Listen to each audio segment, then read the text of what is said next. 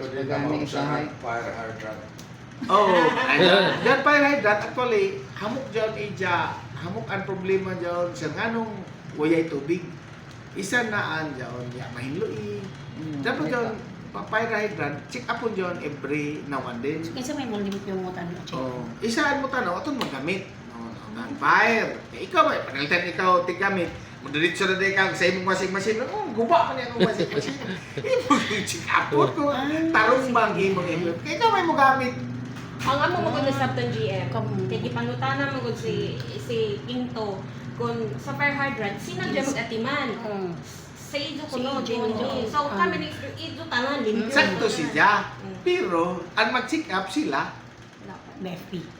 kay paglam nila, way tubig, reklamo sila dire. Sakto man. Pero si may mag-check up, kami ba siya mag-check up? Nadi man kung kami mo gamit. Kung magsunog ba siya, kami ba siya mo gamit siya? Sila may mo gamit, sila yung mag-check up. Pero kami mag-maintain, pag reklamo nila, hihahin na yung tubig. Amo ba? Siya mo dyan, pasingan. Ano? Law di man mo kuwan, guba man ang barbula. Clarix Oh. na. Ay, nako. Diba? Sabunan si Kinto.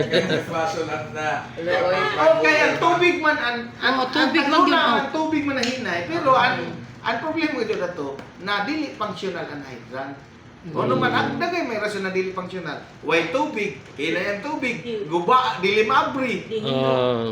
May maintenance. Way maintenance, dili madakpan kun higapit. Dili pa ya jud kun isaraan problema ng kuan. Amok factor. Amo po ya factors. Amo ba dyan? Mo ba